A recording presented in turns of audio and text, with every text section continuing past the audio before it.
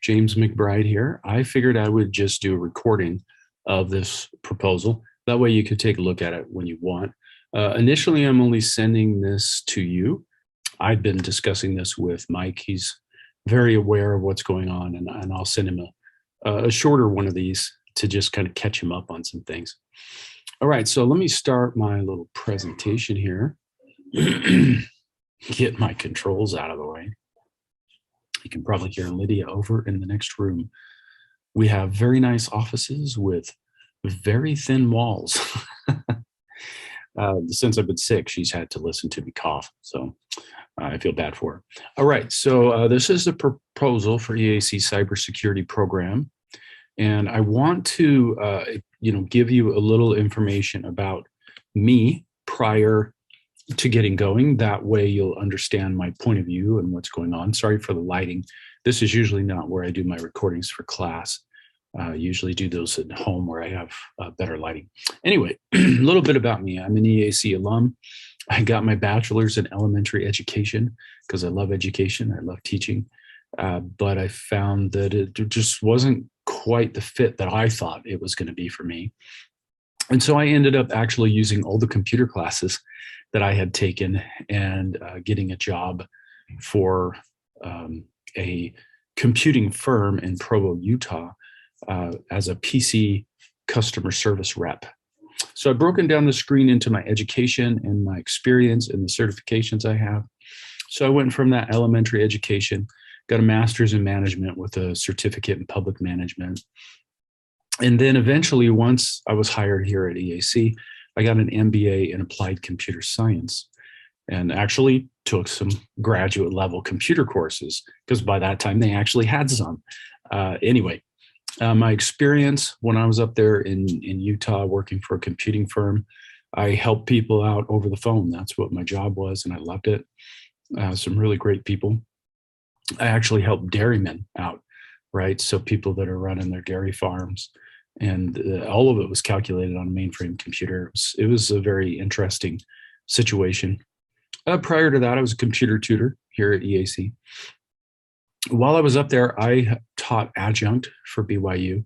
So I taught people that were interested in learning how to use their computer, most of them so that they could figure out how to do genealogy.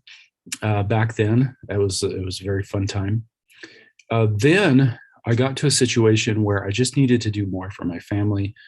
And while I enjoyed what I was doing, I needed to get my family out of the financial situation that we were in. And so I went after a couple of certifications from Microsoft. There wasn't a whole lot of certifications back then, but I got one in networking and operating systems from Microsoft. And immediately was able to get a job with my bachelor's degree and 2 certifications with the city of Safford. And I was their network system admin. I did user support.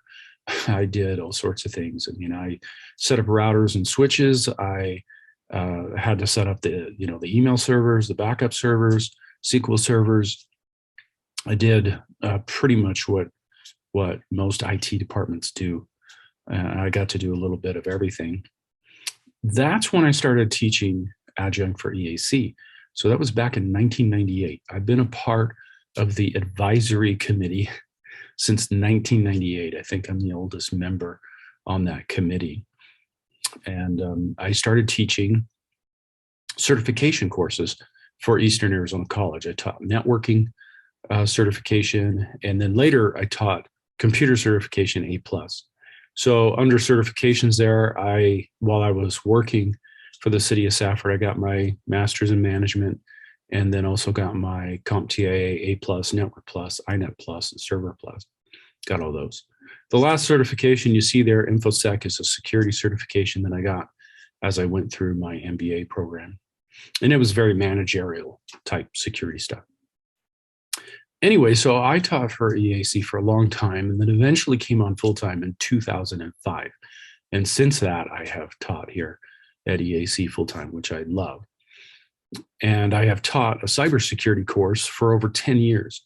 So there was a little confusion when they basically locked some stuff down on the network without telling us. And since I started teaching security classes. I don't even know when that was, CMP 285. I've been talking about having to have a separate network.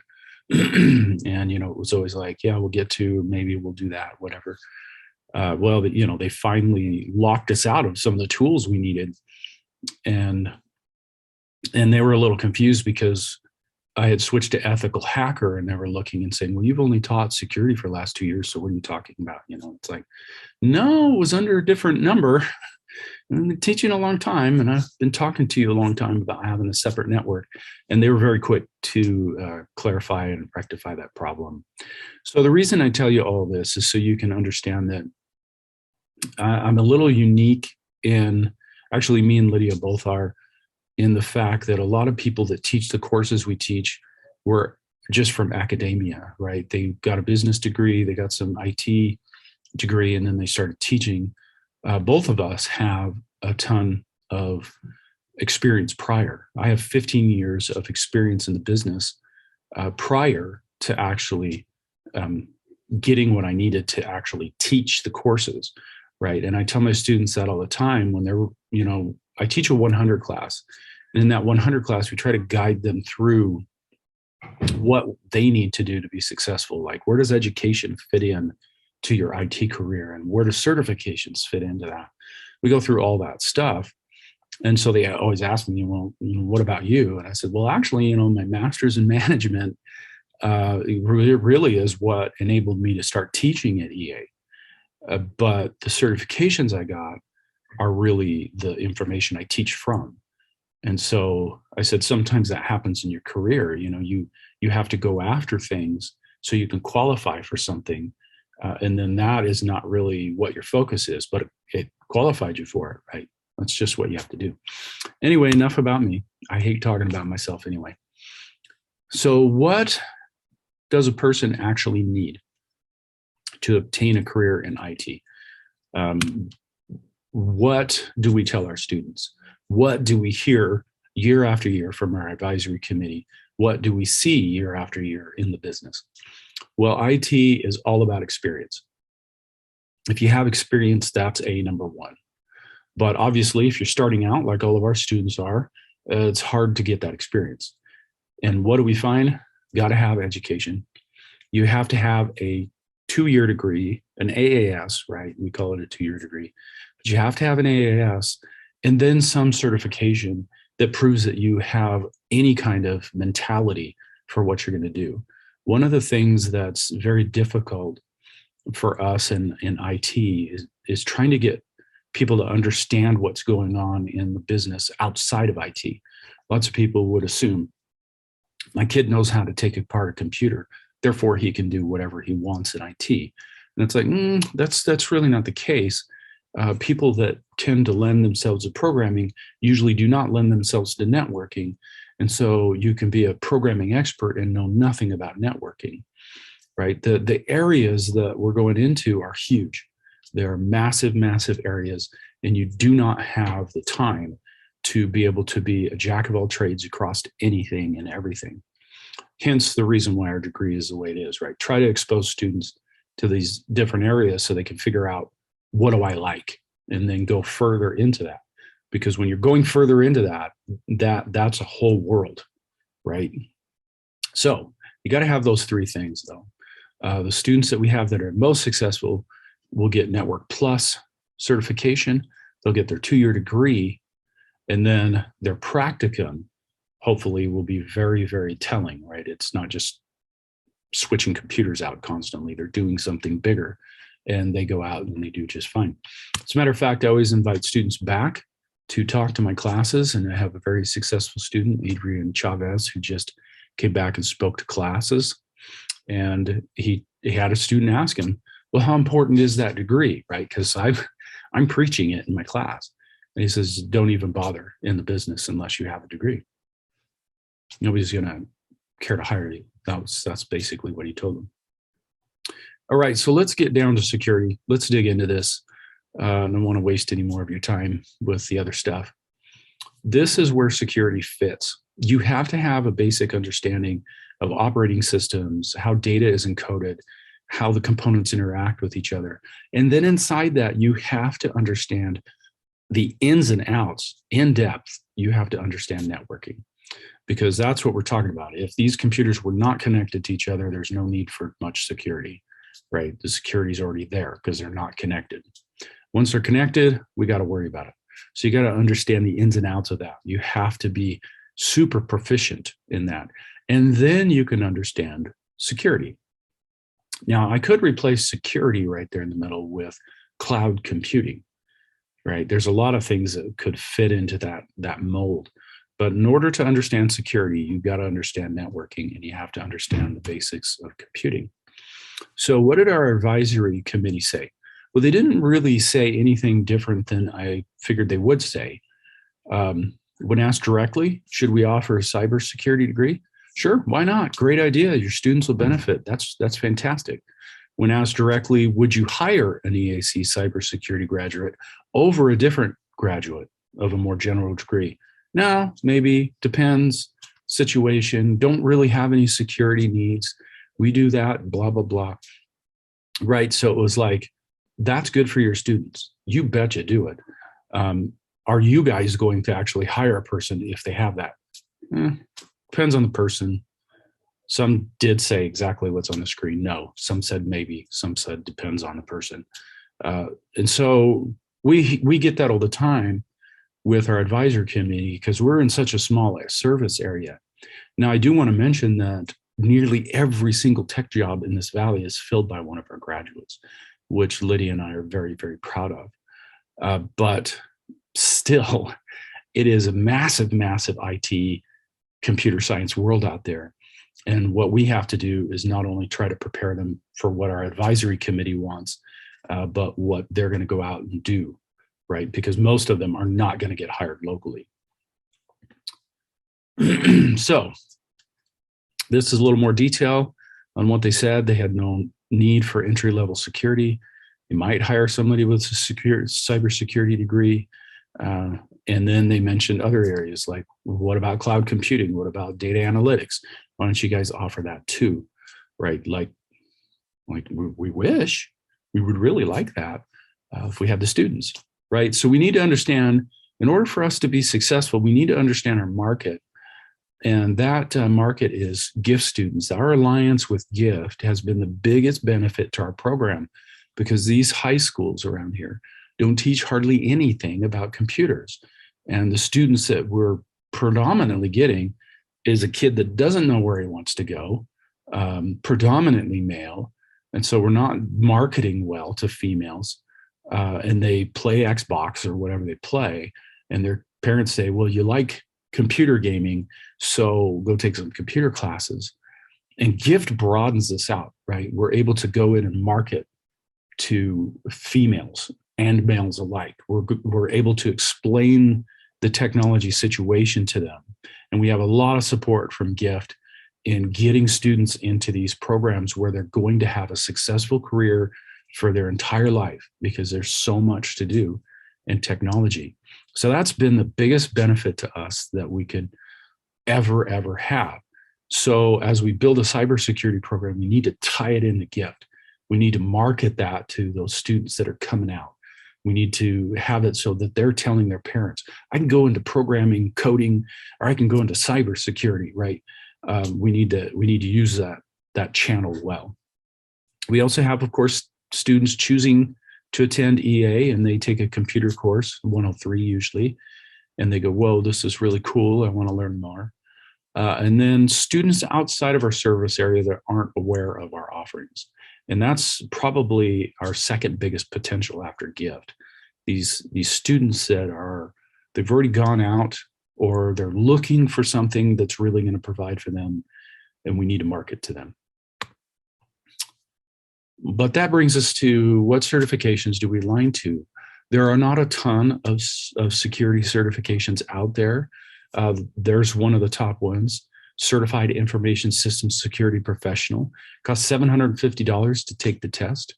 CompTIA, I used to teach the Security Plus. It was very boring, but I could teach it again. They have Security Plus. They have CYSA, which is Cybersecurity Analyst. And those are about $370 per test. They have basically 3 certifications, CompTIA does, and they are known for being the beginning certifications, right? They are known for this is what it is. And then EC Council. I've been providing Ethical Hacker for the past couple of years. And the reason why is because it's very practical, right? It's very hands-on. It's very much, this is the way a hacker does it. And you need to know that so you can defend against it. And I, in researching this, they just brought this out this year because I watched this stuff.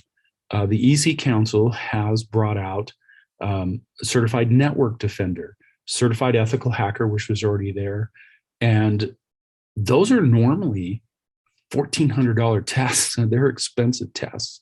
But by partnering with them, which we'll look at, we can get that price down to $250, $300 per student, even lower than that on some of them.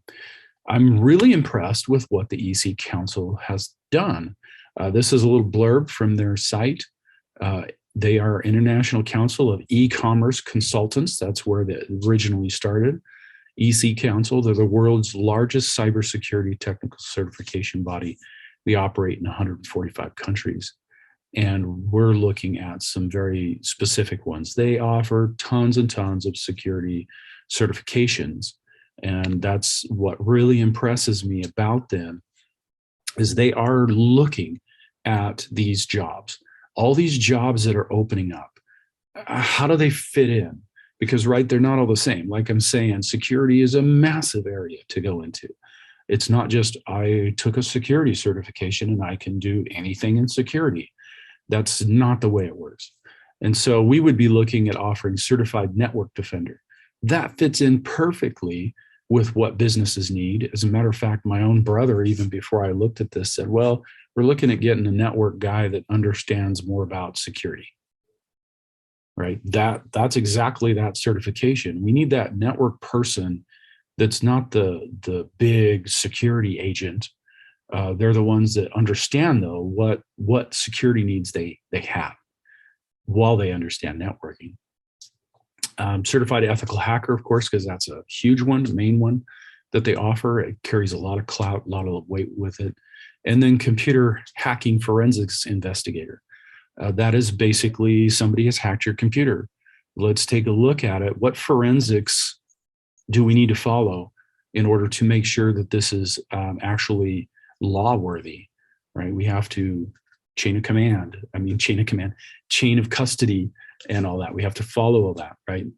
So that's, I've been hacked. The server's been hacked. And then this type of person has the skills necessary and education necessary to actually do that job. And then Certified Security Operations Center Analyst, which would be a level 1 analyst that would come in a larger organization that's dealing with security, on a constant basis, and they're watching these logs. All of those certifications, we're talking about 1, 2, 3, 4 certifications that a student could get at EAC through this program, have different areas, right, that you could go into.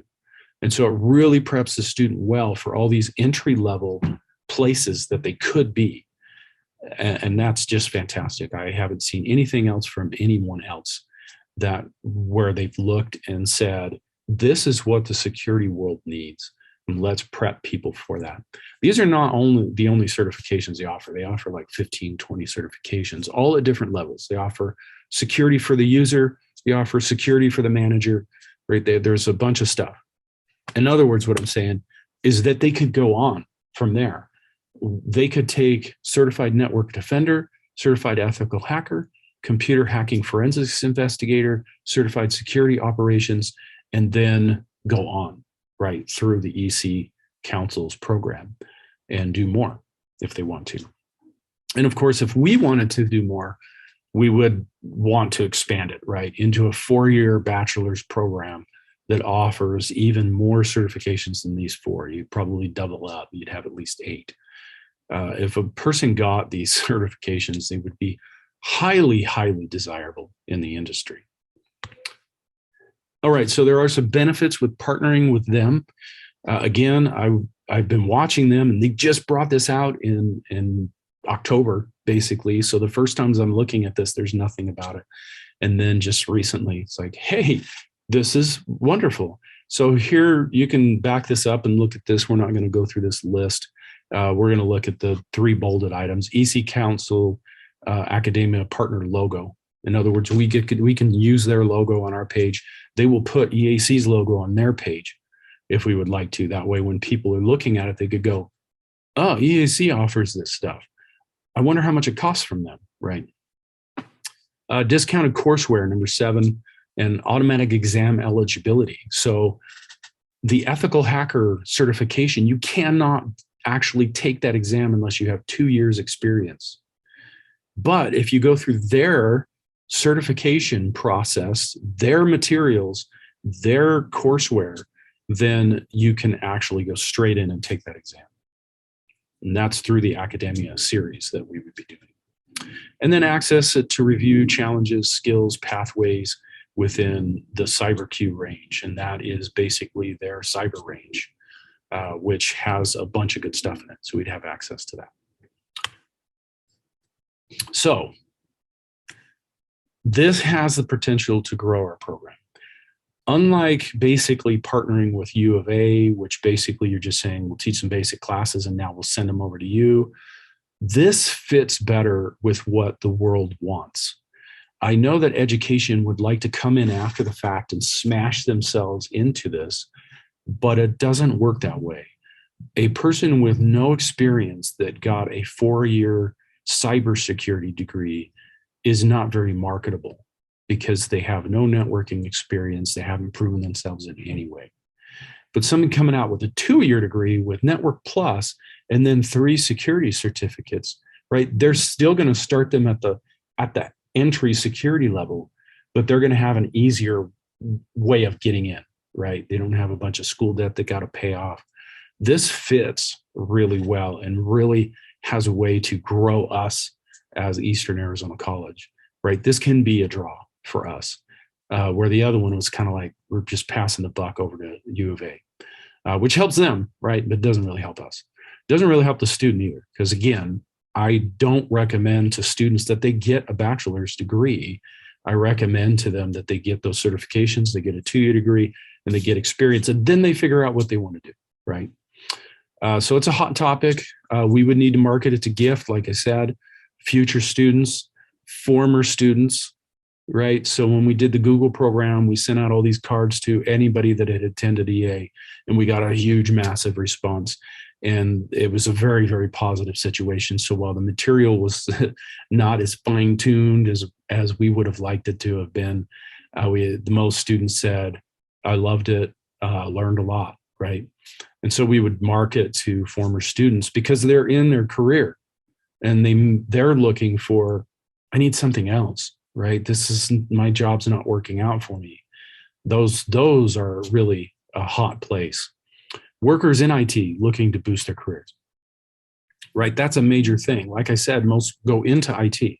They get the experience they need, and then they turn around and go, do I want to go to data systems? Do I want to do cloud services through AWS? Do I want to do Microsoft? Right? That's the normal progression. And so if we're marketing to, hey, you've been out there working in it, come and get the security degree or certificate, because we can have that certificate as well as the degree. So we'd have to do heavy marketing online. And most of all, the program has to be online. And that really gets into how do we creatively put this together? Because somebody has to be able to look at this program out there and go, I can do that remotely. I don't have to move back to Thatcher in order to do this. This is what it would look like, just really quickly. Security specific courses there. The orange outline are the ones that you would actually have certifications for. So a person could get a total of 6 certifications through this process. And if they did, they would be more certified than most people in the industry. So we're really giving them the opportunity to go someplace big here. But these are the main courses that would be part of this program. And then we could enhance existing courses. Part of this, honestly, I'm telling you, is marketing. And part of it is helping the student prep for what they're going to have to do. This is going to be demanding. This is not easy. We're talking about taking the networking class, which is one of the hardest classes students take here, and then going beyond that. They're going to have to be dedicated to get through this program. If they don't have good study habits, they're not going to make it, right? So we can help prep them for that. If we created courses where security fits, we could add more security into those courses and then run it under a different code at the same time, right? So here's the example. CMP 113 is an operating systems 1 class, covers Windows, Linux, Mac OS, mobile OSs, and it always has a security focused. There's always one. A lot of classes I teach have one security module in it because it's a big deal. We could actually add more security to that. So anybody registered in the S course, because they're going into the security program, would do more security within that class, directly associated with securing Windows, securing Linux, securing Mac OS, so that they're prepared more for when they get to those upper classes. How that helps us marketing wise, right, is you got a ton of security courses. When you look at the list, you see 113S and it's securing operating systems, even though it's 80% like 113, right? So that would really help us. It would help the student, but also help our marketing for it. Now, how can we accomplish this with what we're currently doing? That's a huge question. Well, I teach the CMP 155 and 156 Google IT support stuff, and it's a very basic course, and it has to be done the way Google wants it done. And I teach them as 8-week courses because that's very palatable, right? That's very marketable to the student. 1 semester and you get Google certified. And I have students from all over take that, not just computer students, because they recognize that they could put something on their resume that shows that they know technology, right? So we don't want to abandon those courses or not offer them or just offer them to gift. We need to offer them. But these are courses that I can move to somebody else, that somebody else can do without a problem. It's not a big deal. It's a lower end course, even though the number's higher, which is a whole nother problem to talk about, all of our numbering. So if I move those 2 courses, that frees up 4 courses that I'm teaching. Now I'm only getting 6 or 7 students in there, but to be honest with you, that may be all that we get off the cybersecurity is 6 or 7 students. If we're taking our students and splitting them, that's what we'll get. If we're able to build that program into something bigger, right, then we'll increase our numbers there. So these can be moved to somebody else, and then I'll teach the cybersecurity programs. It's right up my alley. It's stuff I love. A lot of course development, a lot of videos I'd have to do because it would be online, or at least there would be an online option for students. But that's one of the things I love about technology. I started teaching a server course, CMP 255, and I started doing server virtualization. Why do that as Eastern Arizona College with such a small number of students? Because I knew my students could handle it. And I knew that when they put it on a resume, somebody'd go, wow, that's really cool that you did that as part of a class, right? That's something that I went out and did, not something that I was told to do or that the market told me I need to do. It's something that I did, and I didn't mind learning that stuff, right? No big deal. So that's how we can actually offer it, and then if it builds from there, we can look at how do we deal with that load. But I can move these 2 courses of basically 4 sections, and now I've got room to teach the other ones, so no problem. Cost to student, right? So cost to student, if we were going, I use TestOut. It's an awesome product, does the labs, does the testing, all that stuff. And that's what I would use if we were going the CompTIA route. The materials would cost around $200 per class, and then the exams are $125 to $185. By partnering with the EC Council, they're going to give us materials and exams as a package, and some of those courses will only cost the student $85 of their own money, and then others will cost them $145. That is a huge, huge benefit to the student. We got to worry about costs, because when you're dealing with certifications, you could You could spend thousands on each one of those, and students are going to go, hey, great class, but can't afford to get certified, right? And we don't want that situation to happen.